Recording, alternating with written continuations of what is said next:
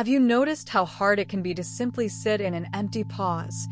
Nothing starting, nothing planned, nothing being produced, without a quiet panic rising that you are somehow falling behind? So many of us cannot rest in the space between things. The moment one chapter ends, we rush to begin the next, because the emptiness in between feels like laziness, like failure, like time we are wasting. Tonight, July 12th, 2026, the moon is almost gone. A last thin sliver of waning crescent, less than a 20th of her light remaining, just 2 nights from vanishing completely into the dark of the new moon. She is not beginning anything tonight. She is emptying, completing, letting the very last of her light go. She is showing us the part of every cycle we most want to skip. The fertile dark, the sacred pause, the necessary emptiness that has to come before anything new can begin. This is your letter for a night that asks you, gently, to let yourself be empty. Look up tonight, and you will barely find her, the thinnest curve of light, almost swallowed by the dark of her own body.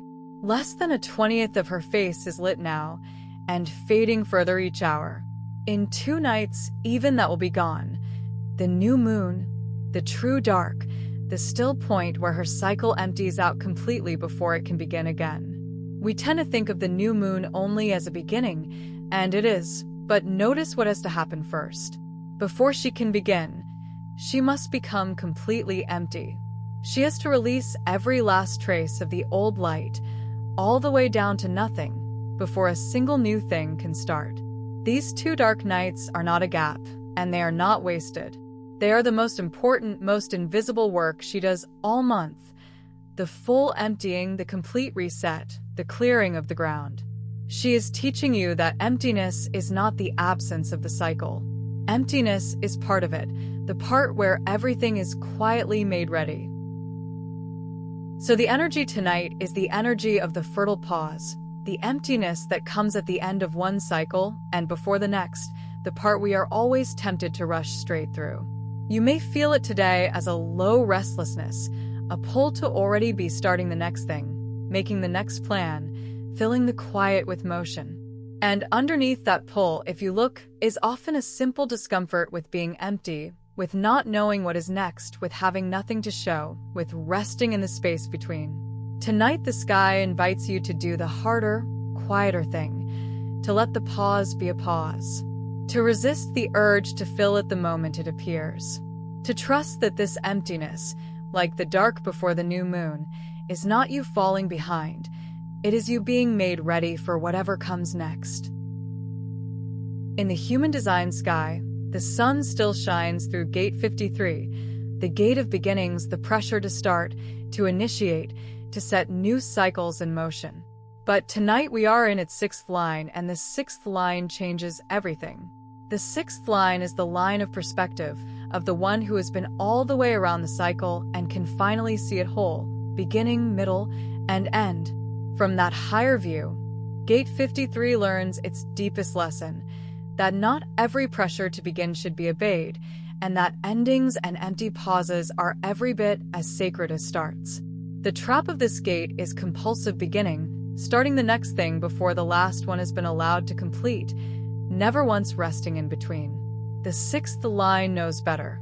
It knows that a beginning forced out of an empty, unrest self will not hold. So tonight you are allowed to honor the ending and to wait, empty, before you begin again. Let us go to the root of why emptiness feels so unbearable, because the discomfort you feel in the pause is not a personal flaw, and naming its real causes loosens their grip. The first reason is that most of us were taught very early that empty means bad. Empty meant lazy, unproductive, behind, a wasted afternoon, an unfilled calendar, a life that was not going anywhere. So the moment we are not doing, not making, not beginning, an old alarm goes off inside that says something is wrong with us. The second reason lives in the water we swim in. We exist inside a culture of relentless doing, where our worth is quietly measured by our output, and rest has to be earned and justified. In a world like that, Simply being empty can feel almost dangerous, as if we will be left behind the very instant we stop moving. And the third reason is the most tender of all. When we finally go still, everything we have been outrunning tends to catch up. The grief we skipped, the question we avoided, the ending we never fully felt. So we fill the emptiness not because the next thing is truly so urgent, but because the emptiness itself is where the unfelt things live. Staying busy is often just a way of never having to feel the pause. So if the empty pause is not laziness and not failure, what is it actually doing? Look again at the dark before the new moon. Nothing appears to be happening. No light, no visible growth, no announcement of any kind. And yet this is the exact moment the entire cycle resets. The old is fully released, the space is cleared, and everything is quietly gathered for what comes next. Farmers have always understood this. A field left fallow, bare and seemingly idle for a whole season is not wasting time. It is restoring itself, rebuilding the fertility that next year's harvest completely depends on. Force it to keep producing without rest, and it gives less and less until it gives almost nothing.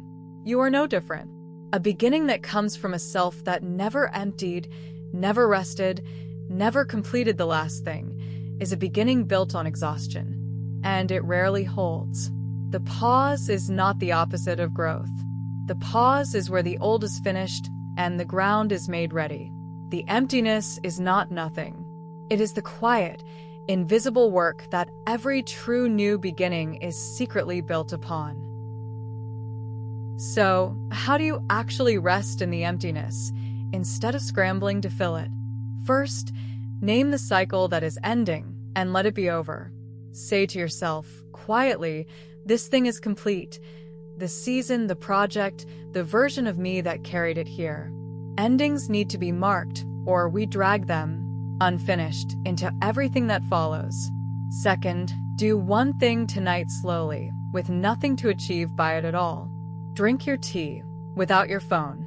Walk with no destination. Let one small act have no purpose but itself, and notice how strange and how good that quietly feels. Third, resist the urge to plan the next beginning tonight. You do not have to know what is next. The new moon does not decide what to grow while she is still going dark. She simply empties first and trusts. And last, let empty be a place to rest, not a problem to solve. You are not behind. You are not broken. You are in the fallow dark, being made ready. Let that be more than enough for tonight. Here is your ritual for tonight, shaped by this near-empty dark and the reset it is quietly making. When the evening has gone still, lower the lights until the room is almost dark, and sit somewhere comfortable with nothing at all to do. For a few slow breaths, simply let yourself be empty. No task, no plan, no next thing. Then bring to mind one cycle that is ending or already complete. A project, a season, a chapter, a version of you that has done its work and is ready to be set down.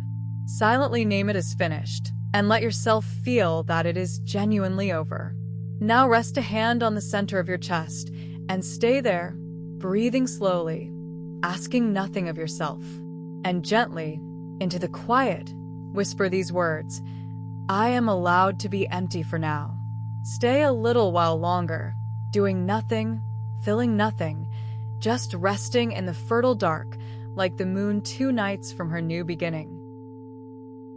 You are allowed to be empty. The pause between things is not you falling behind. It is the fertile dark where the old is completed and the new is quietly made ready. You do not have to fill it or rush it or already know what comes next. Like the moon emptying toward the new, you are allowed to rest in the space between and to trust that it is doing its quiet, necessary work. That is your moon letter for tonight. If this met you where you are, follow along. A new letter arrives here every single day, following the moon and what she asks of us. Tomorrow she thins to her very last, on the eve of the new moon, and there is already a letter waiting for it. For now, move gently with the moon, Let yourself be empty, and I will meet you here again tomorrow.